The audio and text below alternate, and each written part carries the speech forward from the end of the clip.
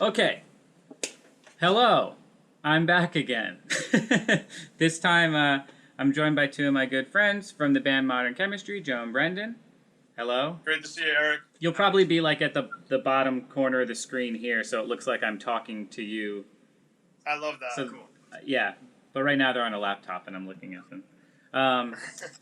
Cool. So we're here today to talk about a song we recorded in 2018, April of 2018. So.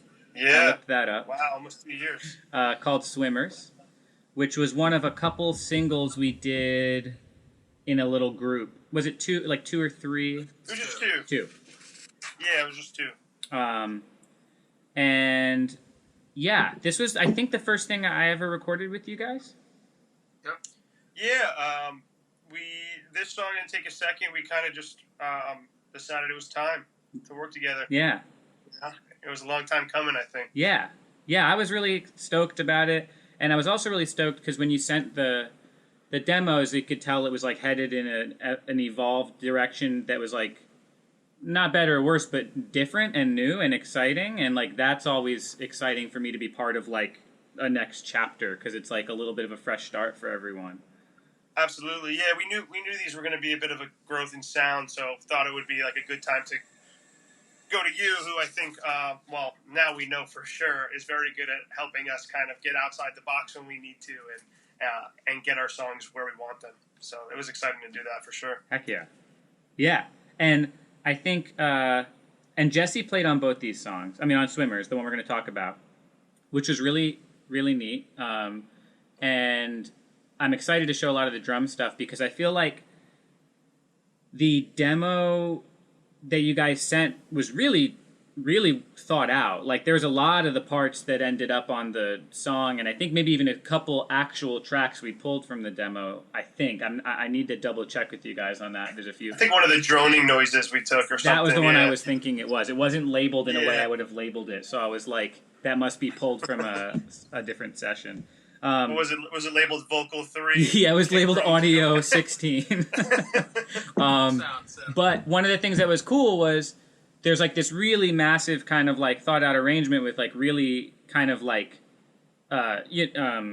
specific parts for vocals and guitars, and the drums were like sort of programmed, I think, on the demo. And I think that was probably the one thing, if you had to pick one, that evolved the most through recording. Like, we had a lot of layering of percussion and some really unique sounding percussion, and kind of made sort of like a loopy part that Jesse played. And that was fun. And we did that all in Cedar, which is a few miles away from here. We did all the vocals, I think, at my house, though. Yeah, vocals and guitars were at your house. Vocals and guitars, true. And a lot of the like droney, Tascami things. Exactly. I think maybe drums and maybe bass we did. Yeah. There. Okay, maybe it was just drums and bass over there. So, but the drums and the room that they were in were that room at Cedar, that kind of big wooden room, and they sound like it, which is cool. And then, and in the room I'm in right now, I think is where we did the majority of everything else. So I guess, is there anything about the sort of like construction of this song before it got to me that you guys like think might be worth noting before we like listen to the demo and start listening to tracks? Nothing too crazy. I just remember this was like this song and Take a Second for us, like you were saying before. It was kind of a jump for us in a good direction. I think that there's a lot of cool musical elements that maybe we wouldn't have always had in there. We were not afraid to kind of experiment, and like the drum thing we were actually just talking about, that was really cool. You kind of helped. I don't know if this is too early or if you wanted to show the drums first. But, no, free form. I think it was really fun for us. I know that Jesse loves to work outside the box too, so I think it was cool to be able to like add all these percussive elements that maybe aren't just like he's playing a drum kit. And I remember, we had all these different parts with the drums, but the big thing that you did is you kind of got us on the mindset of, well, what happens if all these different things happen, but in the middle, it's the same beat is kind of chugging the song along. And that became like the consistent part of this song. So it definitely is what changed the most from the demo, but also like they ended up kind of being like this like low key, like the most important thing, keeping it steady, which was really cool. Yeah. Yeah, I love the drum arrangement on this because that one beat that sort of like starts it all off is kind of the thematic vibe of the song. Like it just when you think of this song, you feel that movement, and it's not like a more Yep. traditional like rock band song. Maybe there's like a different beat in the verse, different beat in the chorus, different. It's all kind of like feels like it's almost like meditative, which I think is cool because I think the lyrics are excellent to this song, and I think that something about going over and over and over an idea again in your head feels connected to the music, you know, and I think that yeah, it just kind of like worked. I think that everything kind of came together nicely, and Jesse did a great job sort of like allowing me and you guys and all of us to collaborate on something that's, you know, his part, which is cool.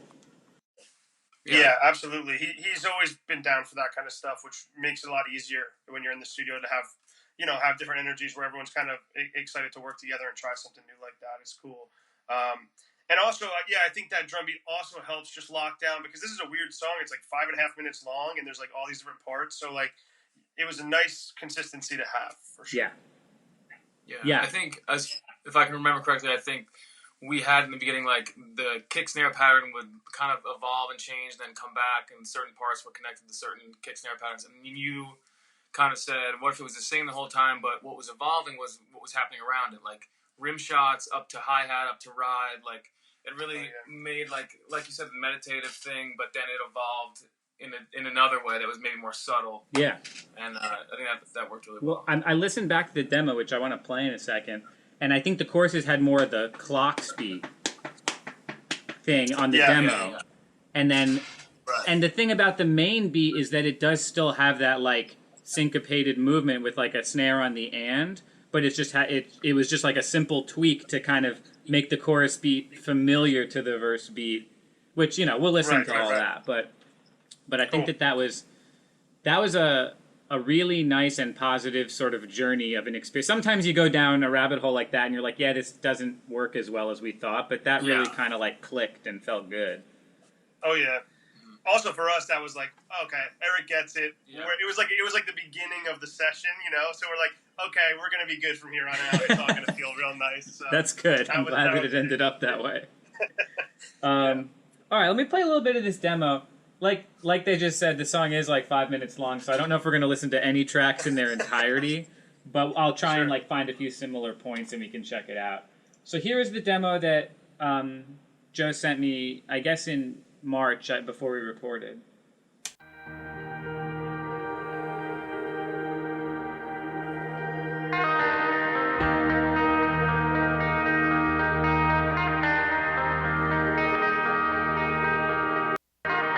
Sit back down and sing along. Every second you take back, figure that's the worst of it. Simple for attention,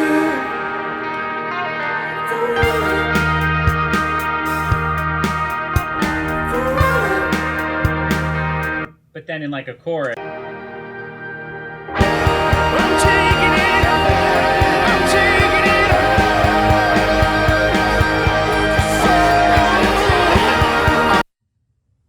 Cool to hear that. I forgot about that. That's a whole different feeling to it almost. Yeah, I'm really anal, and I like keep always the demos in the folder with the session when we track in case we ever need to reference it, which has been nice for all of these I've been doing because I'm like, oh, I just have the demo right here. It's easy.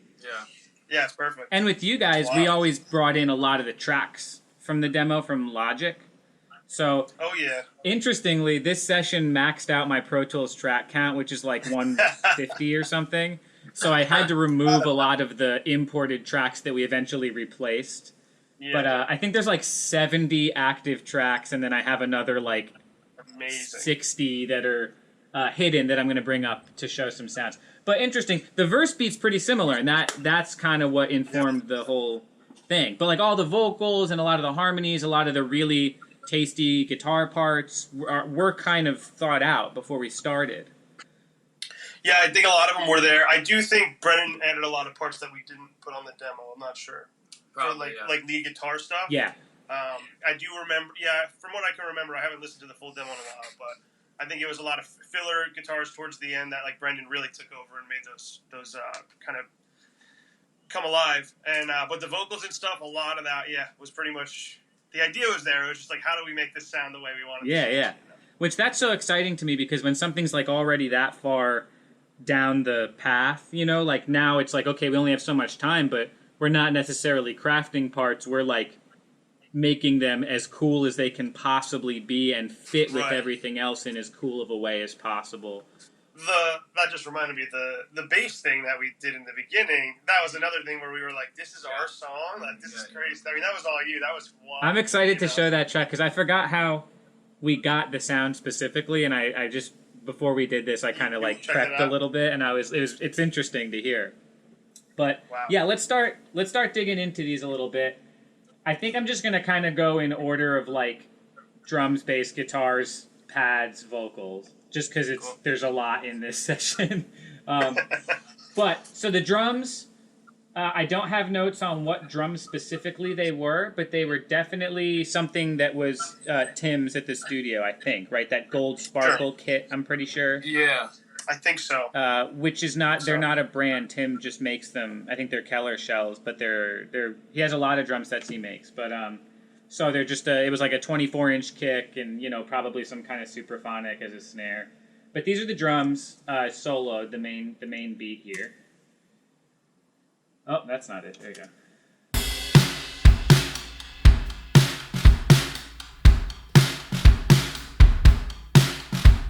That sounds like a very big kick drum. And that room sounds great. Like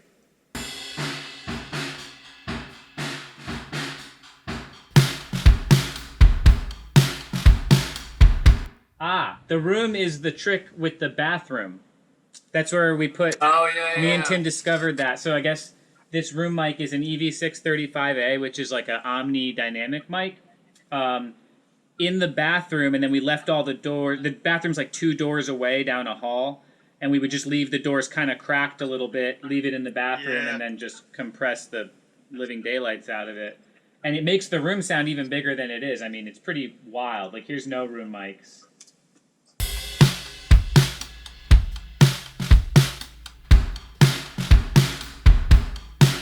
I don't know how much you can hear over there, but... Yeah. We can hear the differences for sure. We are using our imagination for a little bit of it, but for the majority. But yeah, the drums looks like really simple. Looks like I didn't even use this like mono kit mic. It's just a kick, which was a FET condenser, Sound Deluxe, with a little compression, a snare top, a snare bottom, which was a no transformer 57. That's just when you take a 57 and you just cut the transformer out and connect the wires. It's lower output, but it changes the EQ of it a little bit. And then a 414 on snare bottom. The kit mic we didn't use. The room was the single E635A. And then the overheads were R84 ribbon mics through Chandler Germanium preamps, through Warm Audio EQ P1As, through a 7802 compressor. None of them were probably doing a ton, probably just adding top on the Pultec. But yeah, there's no like reverb or anything on those drums. They just sound awesome, which is a testament to Jesse's playing too. Yeah, he's got a vibe for sure. And then it looks like we did a cymbal overdub in the bridge. So I guess the bridge part was kind of like... Yeah.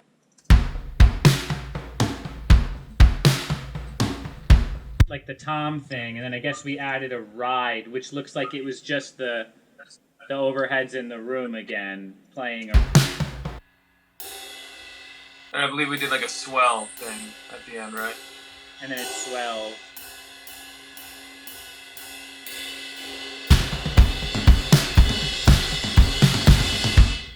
And I think that was so Jesse could do all the crazy tom stuff, but we would still have the energy of a cymbal. Yeah, I love how these drums sound, and I love that it's like 5 mics. It's awesome. On the newer stuff we've been doing, we've been getting real crazy and like switching overheads for different parts and stuff. Yeah. But this was just a different way of looking at it, because then we have all the other percussion stuff. This is a very cool sound. I called this filter drums in the session. Yep. And I don't remember, I think we did this at Cedar, but it sounds like the...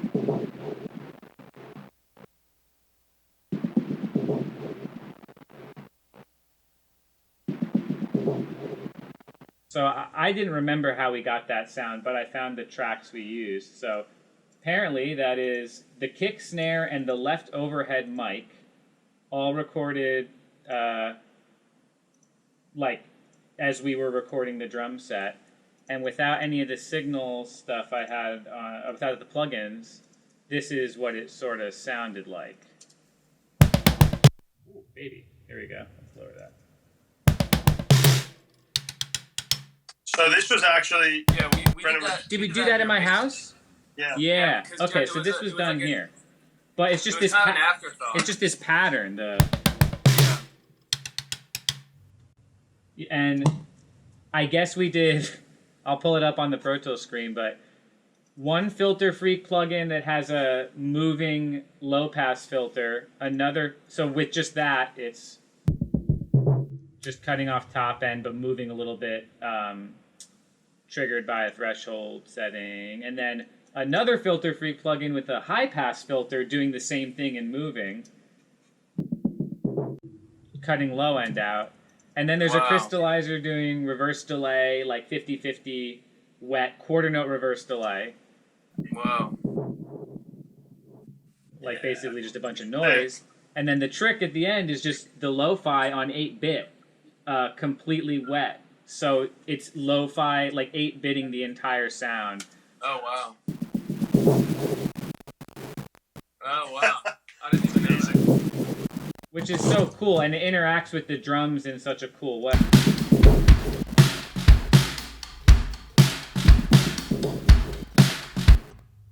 Let me actually use the printed track. So I ended up, with this session, I had to print a lot of these effects because my computer was just like not able to hang with the like insane signal chains we were doing. And then the other sort of made-up sound that we had that goes a lot of the song is this sequencer here. Right. Hell yeah. Which that was drum I found that too.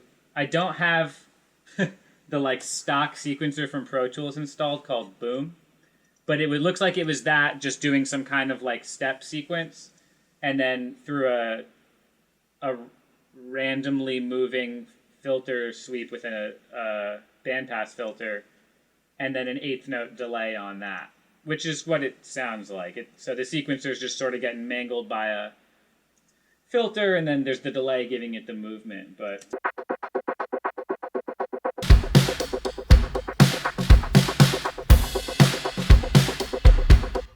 and that's in all the like verses.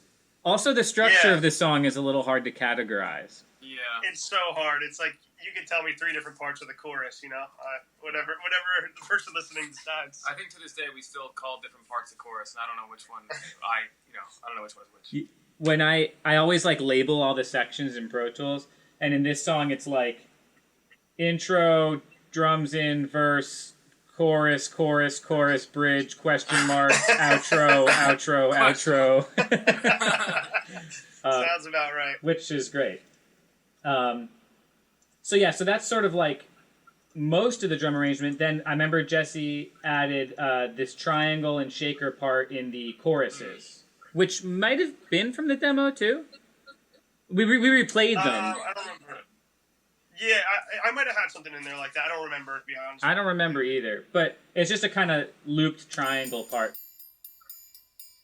I love triangle. And then a looped shaker part. In the bridge, the shaker's in the bridge. Okay. But yeah, it just kind of grooves it.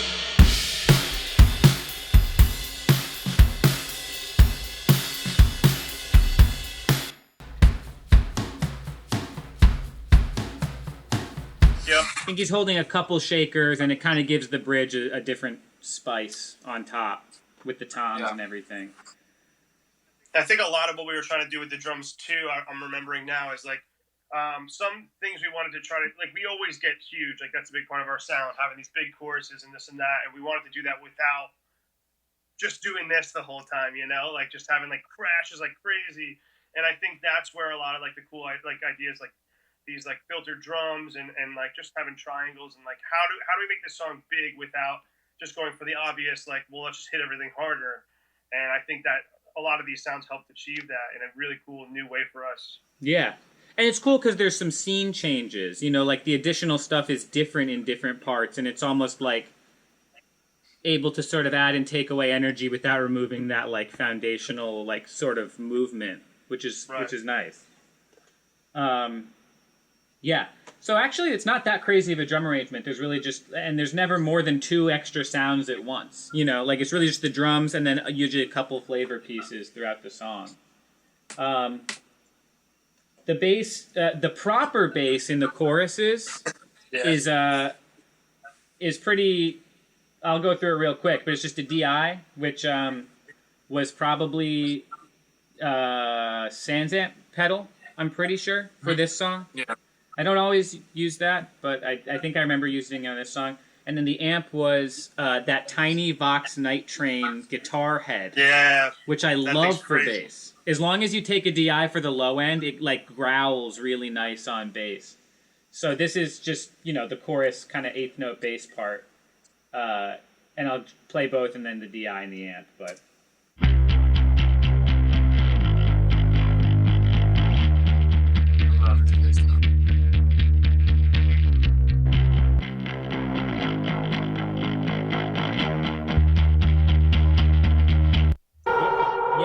The DI without that little amp is so much less gnarly. Like, the amp is all, like, mid-rangey and throaty. Very cool. Definitely a Sansamp on the DI, 100%. But then, the moment I've been waiting for... I was probably 40% excited just to have a reason to go back and understand how we got this next bass sound. I mean, I remember it was chaos. Because you guys asked me to play bass, I think, like... that day or a little while before, and I was like, yeah, totally.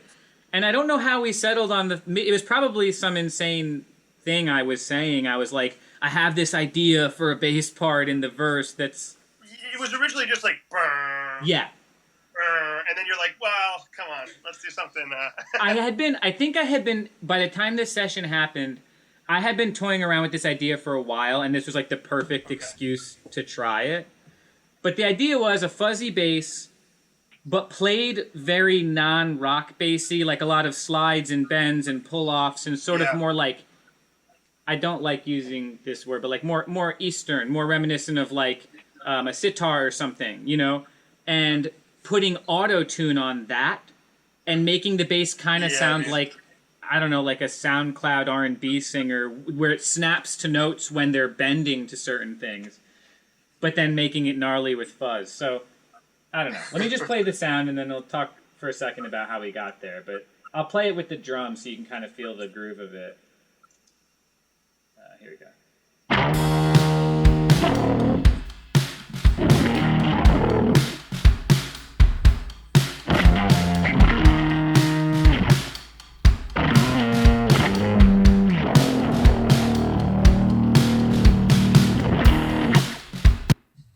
It's gnarly. So sick. So sick. So I found out after looking in here, that is just the amp, no DI. It's just the mic on the amp going through a ton of plugins, which I'll kind of take them off. So this is what this sounds like just with the amp. The same part would be...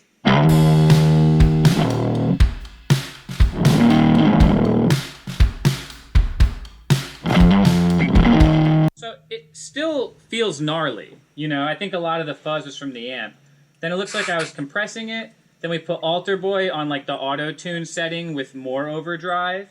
And then another Alter Boy, not in auto-tune, but with an octave up added and blended at high octave in. Nice. And also lowered the formant a little bit. I think I might have been searching for more low end by doing that.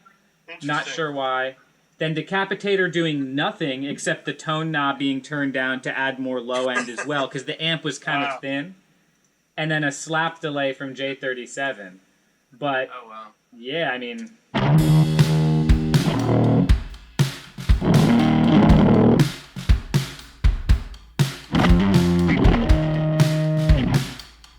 It's a wild sound. That's one of my favorites. And it basically just solos over the verse, kind of, but re-emphasizing the root notes over and over again.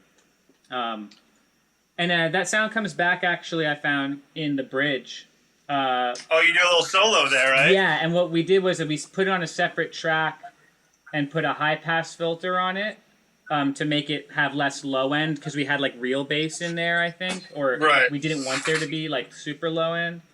And then I did a Haas effect, like Echo Boy, where it's, like, the left and right are just very quick delays to make it sound wider. But this is that sound. Very, very similar, it's just thinner.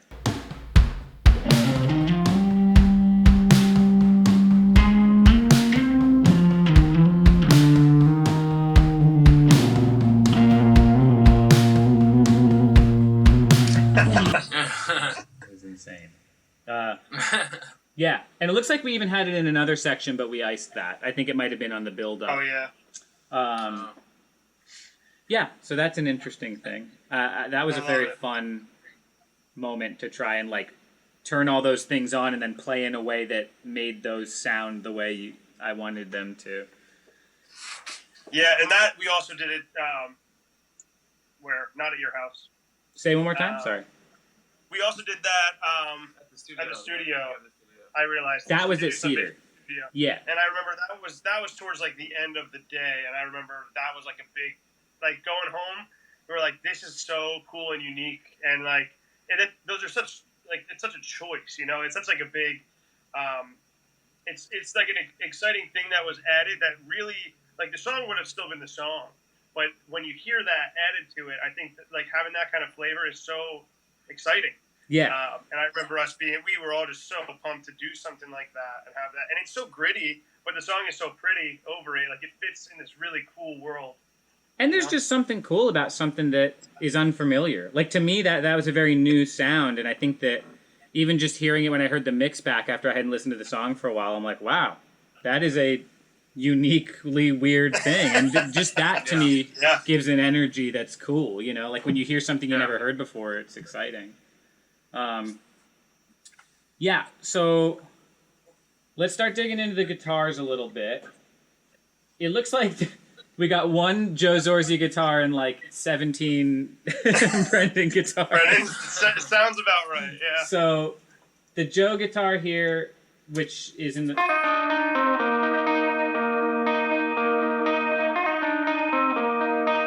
main riff, and then it... and then sort of a rhythm guitar in the big parts. Right. And that, so I don't have a ton of notes on it, but I have that you played a Les Paul special. Oh, that's probably that red Les Paul double cutaway that was at the studio. Probably, yeah. I definitely played something from the studio. I did not play my guitar on this. And then it was like through an El Cap and a tube tape echo, like a Echoplex clone. And then through a matchless. So just a lot of like reverby delay kind of wash. And then the Echoplex actually drives the amp more. So it was probably getting more distorted from that. But that's kind of one of the only things in the whole song that goes the whole time is your guitar sound. So I think that it's like a foundational vibe, that like kind of washed out sort of ethereal guitar. And that most of that part you knew what it was coming into this. Yeah, that was all like pretty much ready to go. I think we just messed around with tone and stuff a lot in the studio with that. But yeah, that was an interesting, like that more rhythm part for us. Usually, you know, I'd be playing power chords there probably, and I just remember that being a big change in sound too for us. Where when we were like, oh, this is probably gonna allow us to fill up the space more in a different way.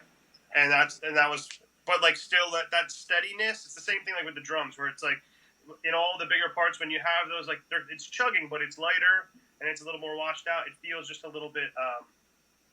It just gives you something to hold on to a little bit, I feel like. Yeah, and it puts it in like a different space emotionally. And I love the movement of the chorus part is more chords, but the main riff, like the movement of it is less. It's not like eighth notes. Like it kind of takes you in and out of like paying attention to it. So it creates another movement that's really exciting.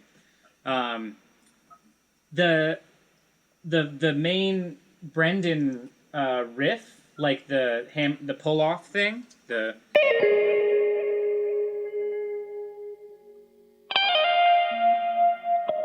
That is probably a big reason that inspired that bass part. Because I think hearing that sort of like pull-offy, sort of like sitar-y movement was, I was like, oh, okay, maybe the bass, this is like an inspiring idea. How far can this go? But I love that lead part, especially that it like, I think it comes in like while the backgrounds are doing the sit back down and sing up, and it's like just kind of pokes out and is very sets a mood that's very cool. And that's only really in the sections before the first verse, and then the section during the bass solo. Yeah, the bridge part there. Yeah. But yeah, that's a cool, very cool sound. I think that was your 335. An Echo Park. Does that sound right? Yes, that's it's like a line 6. I think it's based off the the green big green one, stomp but it's a pedal. one. Yeah. And then a Cathedral. Reverb, and then it says we used a JMP. What's that? JMP. I don't own a JMP. Is that good? What are we talking about? Was that your amp? No. Maybe I was borrowing one at some point. I think you were. Yeah. But JMP is just like a Marshall Plexi style. Yeah. I thought you had that there. Yeah, maybe I was borrowing Tim's or something. But yeah, it seems like a lot of if my notes are right, a lot of your guitars were kind of through that rig. Yeah. And then let's just kind of follow, so while there are a lot of tracks, I don't know if you can kind of see this, but while there are a lot of Brendan tracks, they just kind of are one part that the tones change. So it's slightly different sounds. It's not too crazy of a guitar arrangement. So let's just kind of go through all of Brendan's sounds a little bit, and then maybe we can talk about if there's like any interesting sounds or pedals. So as the song evolves, we got that first sound.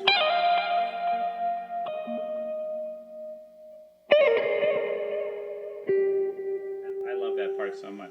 And then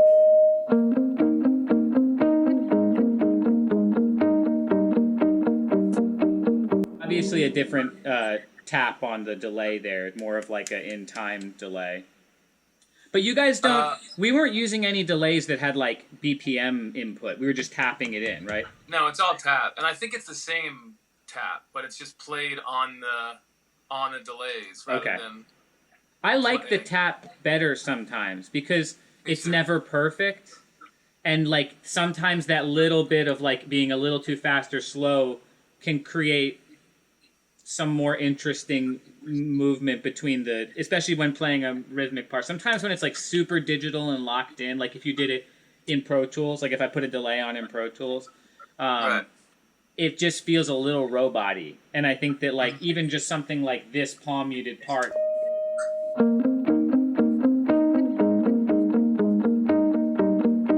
there's little flams every time. Yeah, especially because I'm playing them on the delays, so it's good that a little of the delays peek out from underneath what I'm playing. So it's like you could actually, because if it was perfect, it would be kind of just, everything would be right on top of each other. You wouldn't be able to hear it quite as well. But yeah, that's what I like about that part. They're kind of like, it's kind of disorienting. You don't know what note is being played and what note is being delayed, or echoed. Yeah, and it keeps it feeling still like space, but like a little more human than, and a little less like a sequencer, like ping pong delaying or something. Right.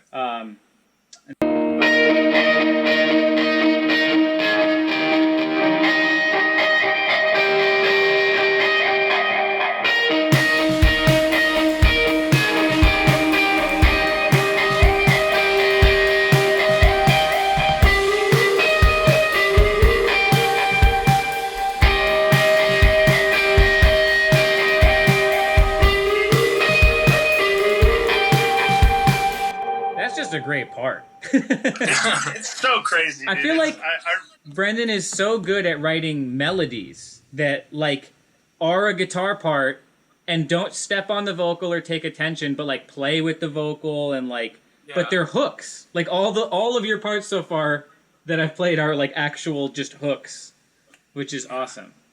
Thanks. I love that, dude. Yeah, that I think that was written like right before we started recording guitars. I'm pretty sure. Like that was a late edition, which is cool.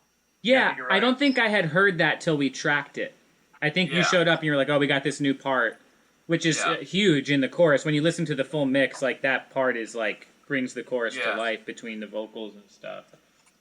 Yeah, and I think both those parts that you just played, outside of like the intro stuff, I think none of that was in the demo. So like, I feel like that added so much though from the demo to where it was. Like those parts, because they are so melodic, but also they just build so much movement. Like it's like it builds you when you're playing that delay part, and then the other part it just gives you it opens up like a whole world. It feels like in that chorus when you really soaring. That, you know? yeah, it's crazy. Yeah, it's awesome, and it's cool too for me because like a lot of these sort of spacier sounds are happening before the amp with the delay and reverb. So like I have some reverb on in the session, but so much of the space and like bigness of the song is kind of just there. If you were to take every plug-in off of everything, it still feels like that, you know, and that's nice to just be starting there because you're only listening to stuff that's relevant and sounds like it's in the space we want it to be in.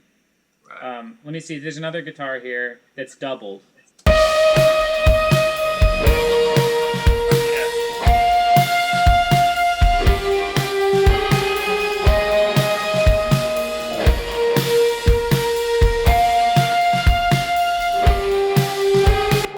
Post-chorus outro. Yeah. There sounds like there's an octave happening. Yeah, so on that one it's pretty much the same reverb delay setup, and then I add a mini big muff for sustain, because it's just kind of sustain notes, and then I have a pitch shifter. It's like a blue, I forget what it's called exactly. Like the Boss PS6 or whatever? Yeah. It's got like that crystallized thing where it's got like a delay of an octave and then a reverse delay of an octave. And so that's what I use there. That's cool. That just adds another like layer of glitter on top of that part. Right, yeah. I think it's that's sort of the biggest moment of the song that comes back at the end, right? Like that's kind of like the most powerful jammer. I think that's actually the only time that lead happens though, but the chord progression. So at that part comes back at the end, but it's different vocals and a different lead. It's the chorus vocals and the chorus lead, but it's that chord progression, right? I don't remember. I think that's what it is. Because there's another. It looks like the sound comes back here.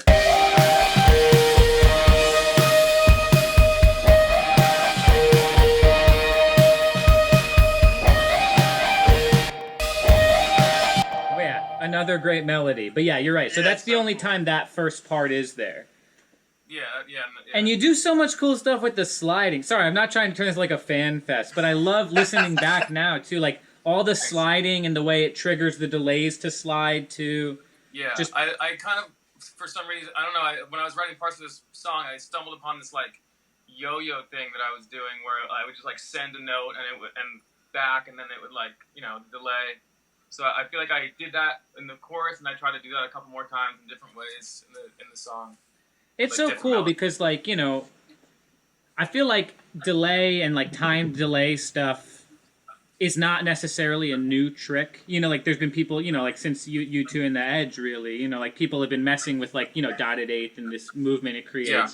And I know that like I had a DL4 when I started playing guitar, and I remember I would like did all the things, and then I was just kind of like, yeah, there's nothing else you can really do, right? And then you hear someone that takes an eighth note delay and turns into this whole other movement, like what you did with a lot of these parts. And it's like, no, this is a very simple tool, yes, but it can create such complex and beautiful things, and it's only your brain limiting it.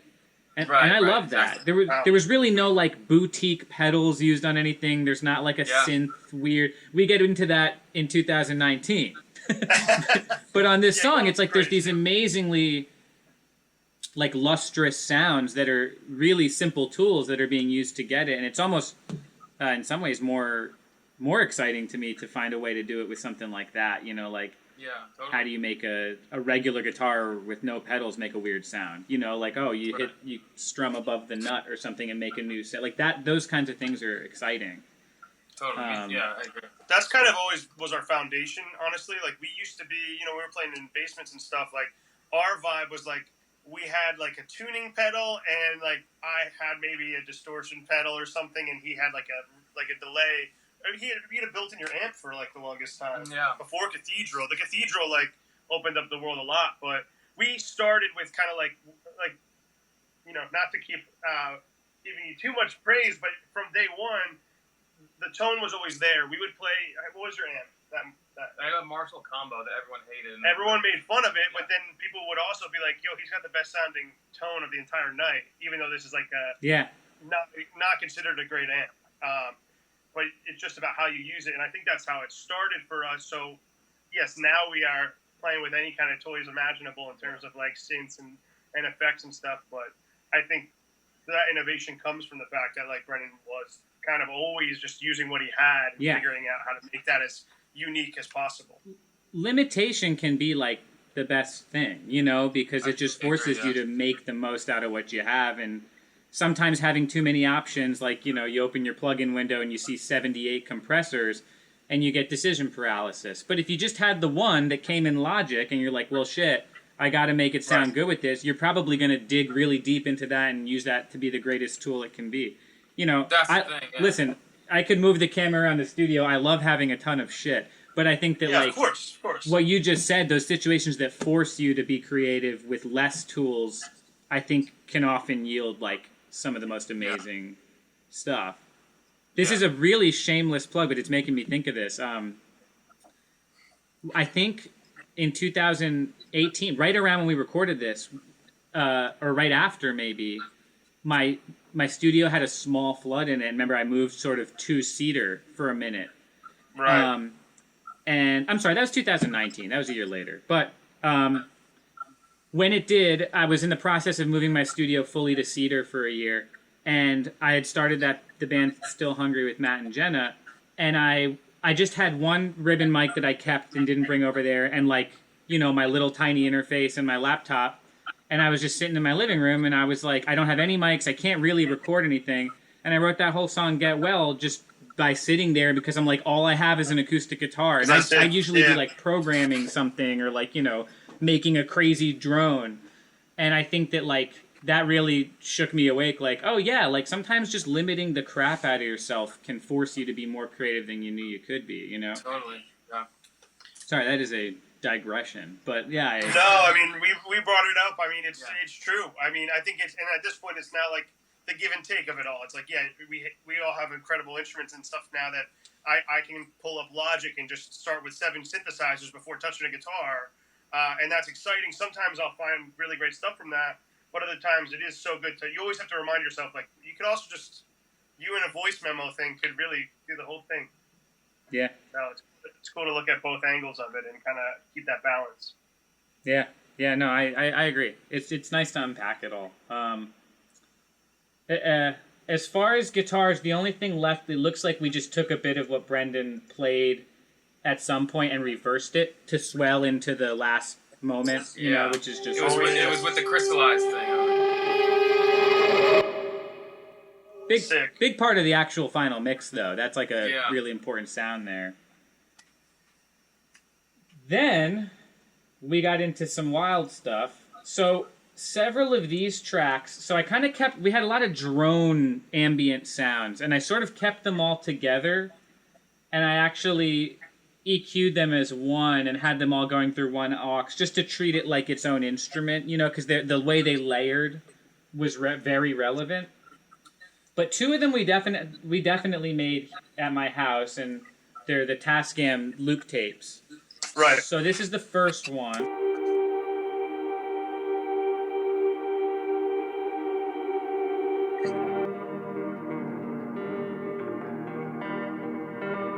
This is slowed down, right? Which has more movement to it. Didn't you like slow that down or something? Wasn't that a vocal that you All slowed of down, them or I messed something with else? the speed on the Tascam. Okay. So what I'm talking about is here, hold on. I remember because you could hear like some of the notes right Yeah. This thing. I have a couple of these, but this is probably the one we used. I think and so. Basically, I have your tape from this song. Do you? Mod Chem Drone track 2. But yeah, so basically, like, you just put a tape in, and we recorded like the guitar into it, like either a freeze pedal or like a delayed out loop, and wait till the loop recycles. And then when you play it back, you can distort it by crunching out the little preamps in here. You can change the speed, and the tape just naturally warbles and makes it a little more lo-fi. And then I think we straight up just hit play and recorded the drone the whole time, even though it's a loop. It's not recycling in time, so like the loop point changes, the warbles are different, and I think we just let them both go the whole song. There's a few more drones that come in and out, but those two, the like low guy, it's probably a freeze pedal, I would think, into here. Yeah, I was definitely playing something on one of them. I think on that one maybe. Yeah, those go the whole song, and it's dope. It's kind of the mood of the mood of this whole song. But the other drones that come in, we got two that were definitely from your demo, I think. Probably, yeah. It's called synth guitar. Sounds about right. Yeah. So one looks like a halftime, like lower pitch and halftime version of the higher one. Right. And the time you really notice those in the mix is sort of when everything's in. At the end, you just kind of hear the low one going.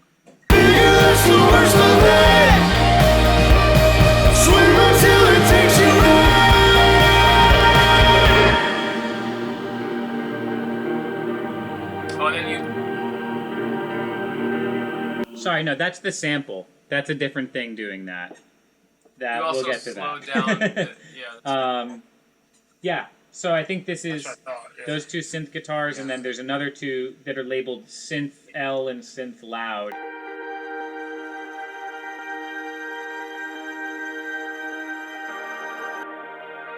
Same sounds, except we just put different delays on them. Cool. Do you have any recollection as to how you made those sounds? We were actually, on our previous album, we started getting into infinite reverb stuff because I had, on the Cathedral, if you turn the time all the way up and you just kind of like lightly hit some notes, they'll just go on forever and create a drone like that. And we did that on a couple songs on our previous album. But I feel like when we first started doing it, we didn't really know how to use it correctly, get the atmosphere right, and then that's another thing that you kind of really helped us with is being able to use and utilize that atmosphere to our advantage, and like have 4 tracks of it and have it like really build a whole world for everything else to live in. The inconsistencies are a big part of like what gives it the character, like the fact that the tape changes at certain points, that we have a few different tones. But basically, Brennan figured out the whole infinite reverb thing on the last album, and then I figured out how to do it on Logic, and then I did like 10 songs in a row where this was just like the base of it. So I don't know if I even knew what I was doing with that initial one that you have from me.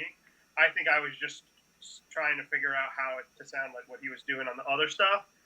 And then I guess once we put in all the other ones, it was just like, well, might as well throw this one in there too. Yeah. But I think that one was done literally with like a Logic plug-in, all the way wet, dry off, and me just.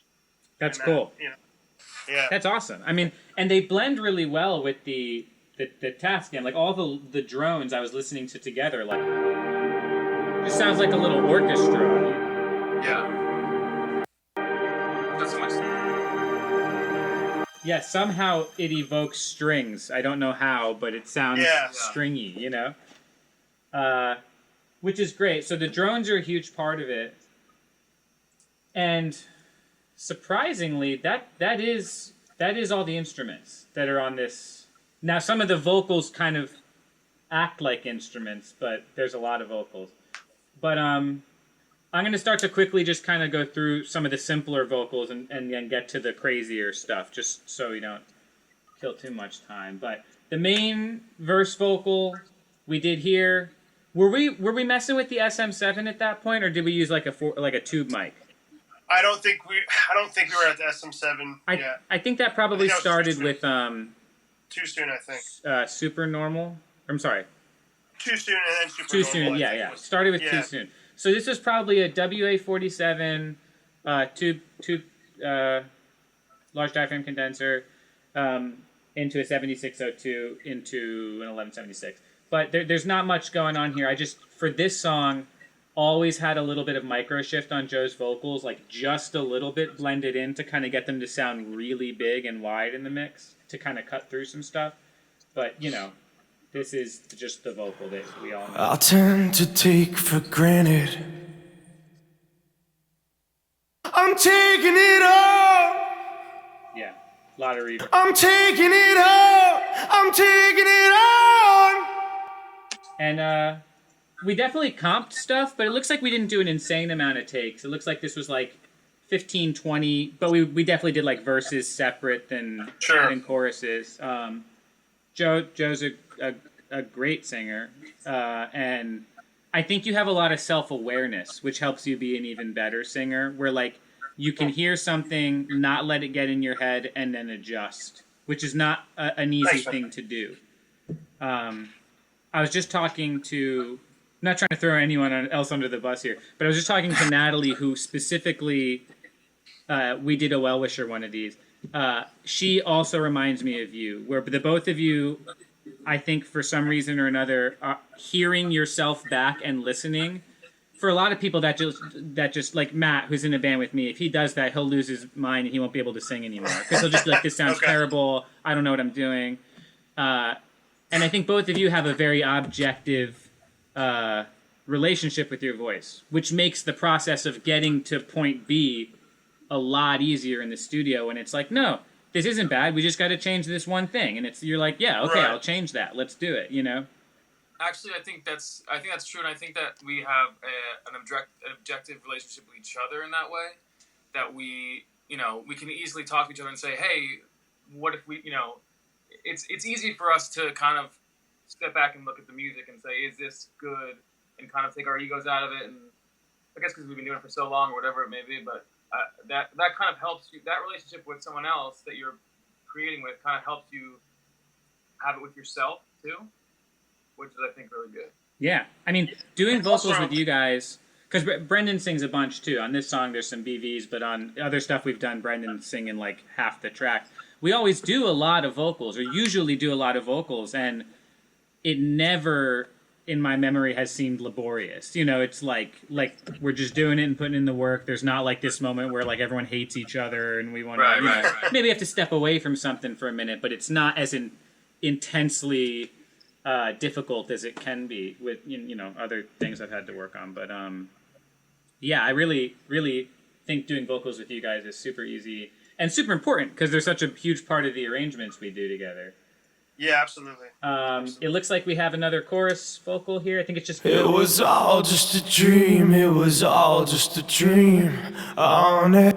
Yeah, just same thing. That's sort of like. Is still the lead vocal, but now it's this wider double that's like an answer to the... I'll play a little bit of it in context, but there's a lot of things to mute here. Diving without the pressure of the landing. It was all just a dream. It was all just a dream. That's you singing, Joe. I think I doubled, and then he has a harmony, like a low harmony also. Yes. Too. But I think even just the doubling and the character change you do by singing lower makes it feel like a different voice. You know, it's like you got the mono lead vocal and then the sort of like voice in your head or a person you're having a conversation with, like answering. I mean, it's literally the lyric is like, it was all just a dream. It's almost supposed to be like this narrator going like, I mean, not that it's supposed to be that, but it is definitely supposed to give the vibe of like a different voice coming in. And I was listening to The Cure like crazy at that point, so I was trying to channel a little Robert Smith with the dramatic low vocal at some point in the song. Yeah, I love it, and I think that it worked really well. And so yeah, let me actually skip the next track and throw in the like Brendan harmonies because they sort of match a lot of these. But so Brendan, these harmonies are double. I'll tend to take for granted that I can predict the future. A vision without any substance or clarity. It's taking its toll, but I'm taking it. So those are all the high ones, and then in the second half of the chorus, like you said, is the low one, which is here. Diving without the pressure of the landing. Interesting. Diving without the pressure of the... Different part, but that's cool, because that's sort of a unison and a harmony at the same time. Like a double, sometimes it's doubling the lead. Yeah. Diving without the pressure of the...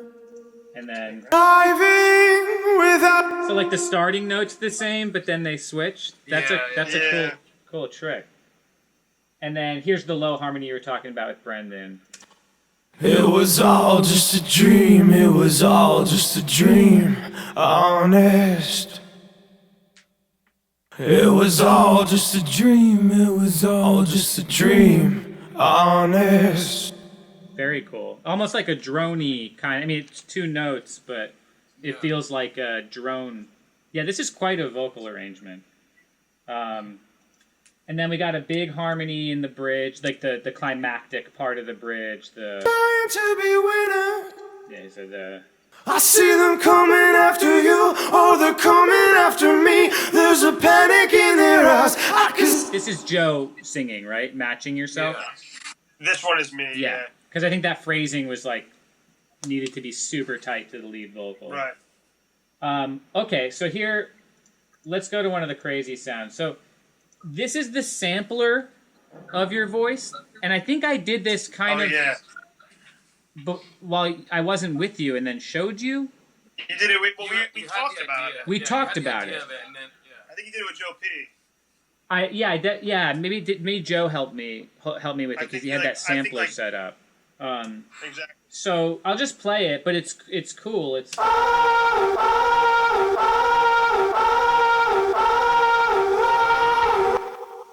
Wow.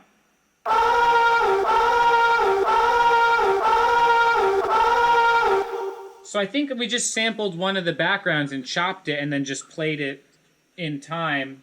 Looks like there's a little bit going on here. There's like some distortion and a delay. And then the lo-fi, like 10-bit this time, not 8-bit. Oh. Yeah, really. I don't even know. But yeah, that sampler comes back all throughout the song. It's like another little hook that sort of, in the choruses, I guess, like answers. You know, like... I'm taking it all, I'm taking it all.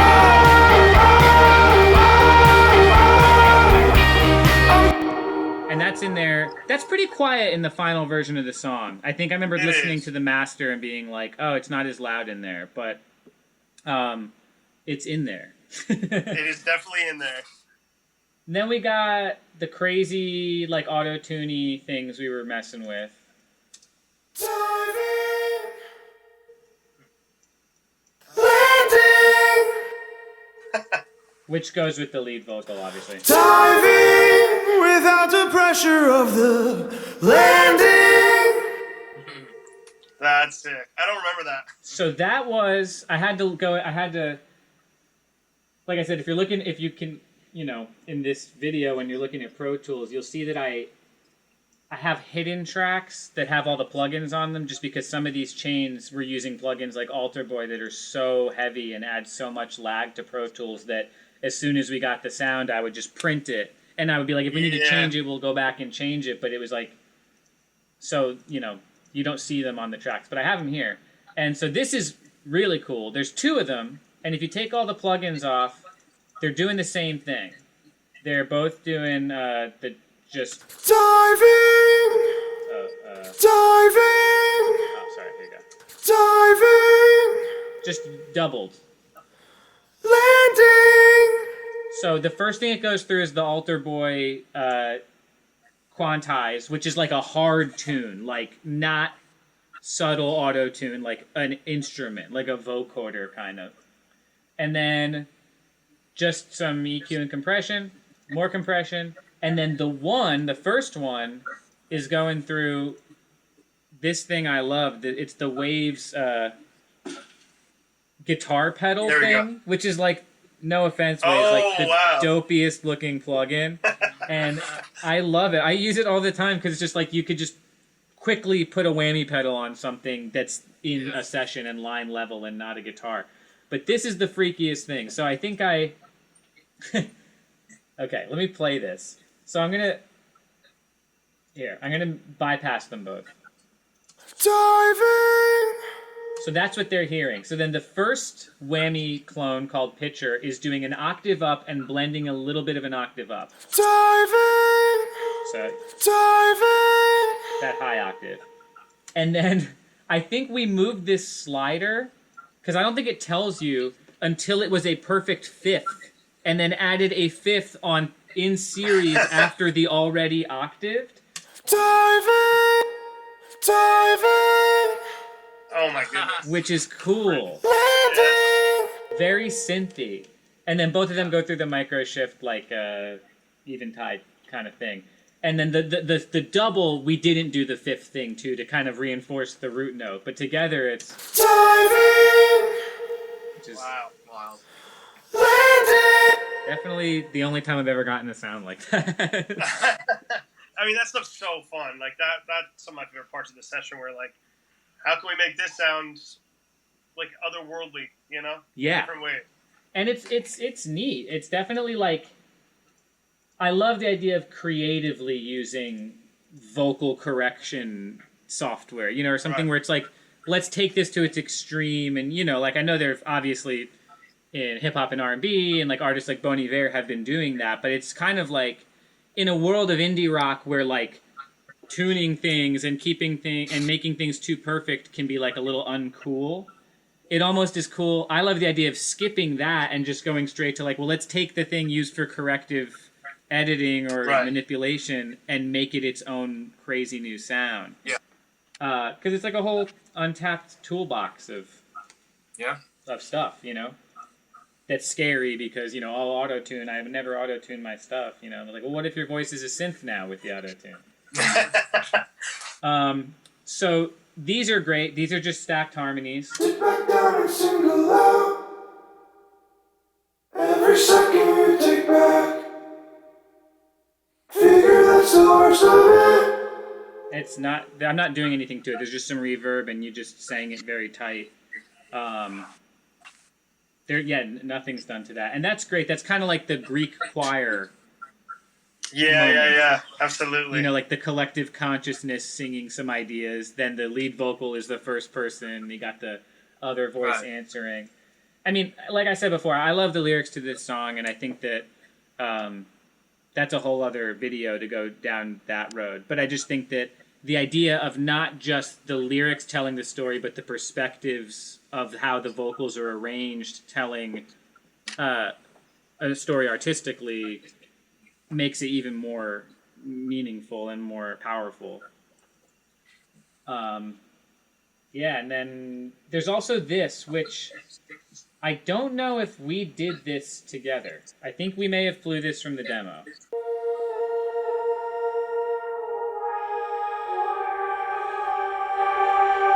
That's not you, right?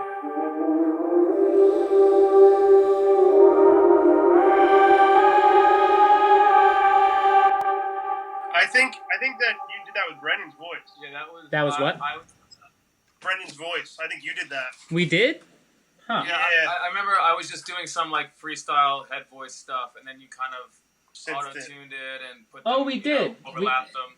We did. Sorry, I'm wrong. Whenever I see the stereo tracks that are labeled weird, I assume they're from Logic. That's fair. That's fair. Yeah. Okay. Let me pull it up. I didn't get the chance to sort of research this, so let me see what happened here. It looks like it's 3 tracks of I guess Brendan singing some kind of like ethereal long notes that are definitely getting messed with a lot.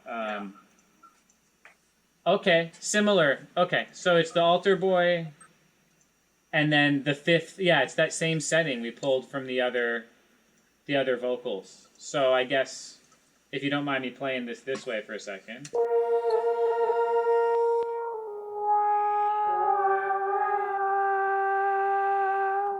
Whoa.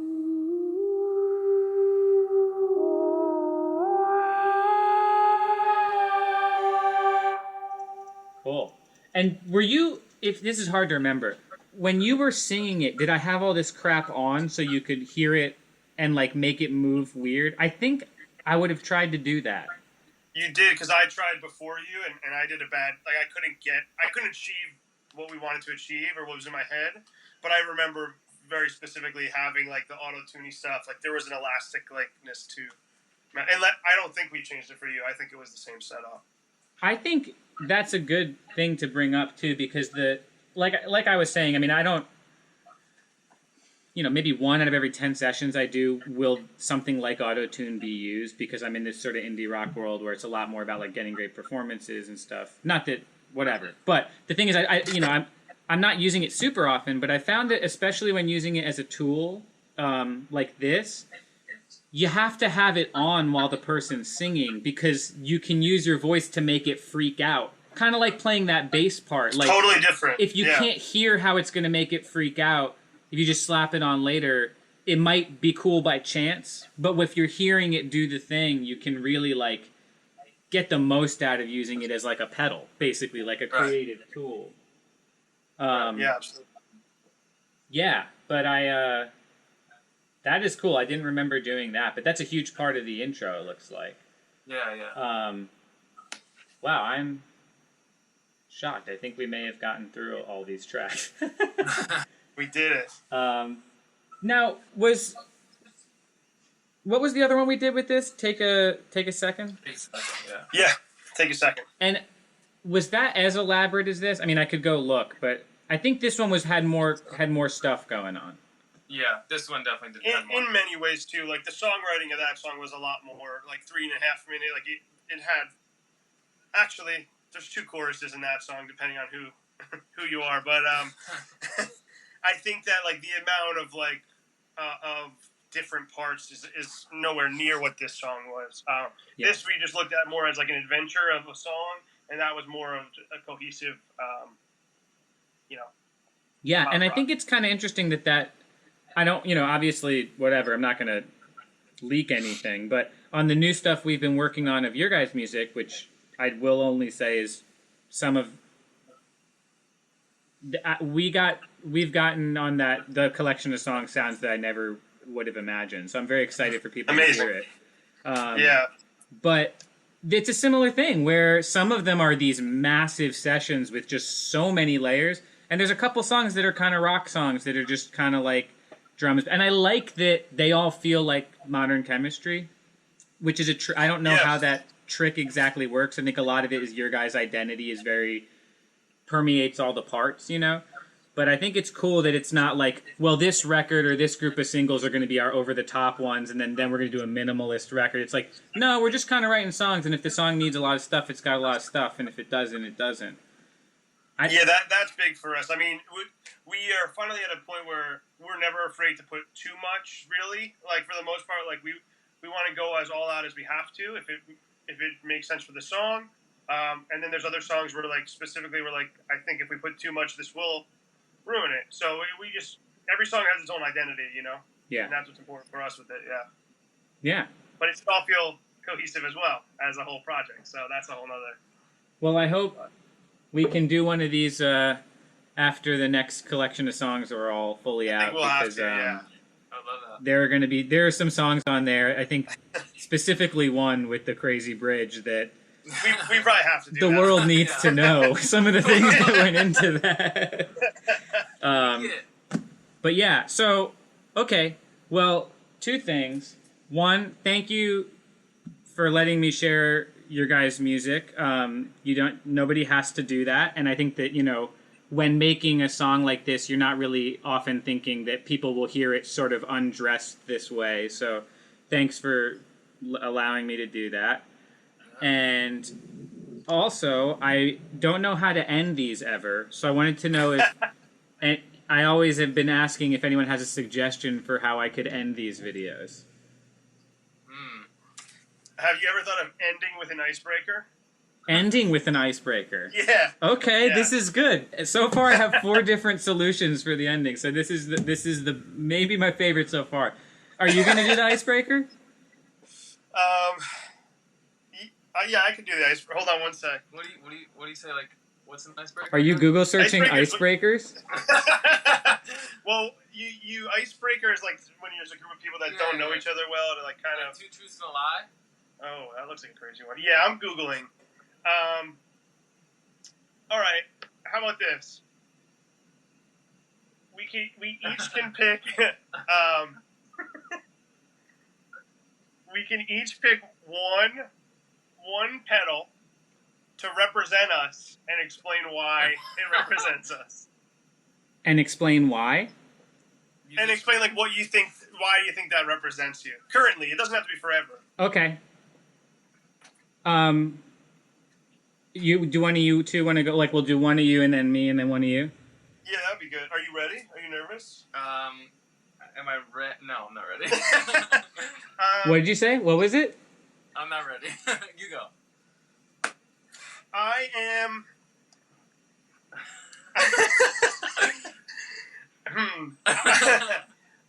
I am a broken tuner. A broken what? Tuner. Damn!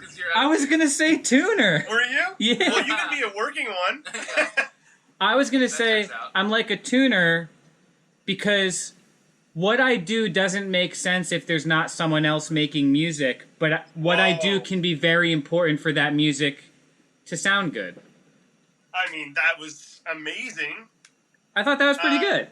That's really I probably wouldn't be like a TU2 because I like to pretend that I'm like cooler, so I'd probably be like a polytune or something. Wow. Okay. I'm not. They all do the same shit, but it's like more for me, you know? Yeah. But yeah, I like tuner. We could both be tuners. I feel a kinship in that. Yeah, I don't work. You're a broken tuner. Well, yeah, you like could an extra always thing to use have it for other metal things. Like right now, I'm here. I guess I can do this. I'll break the third wall. The GoPro is sitting on cassette boxes, so like you could use a broken tuner to set something on it. Yeah, if you're creative, it'll work. Yeah. All right. So what about Brendan? I'm excited about this. This is good. Oh man, this is. I mean, that was. You guys, those were such good answers. How am I supposed to? Okay. I know what I am. I am.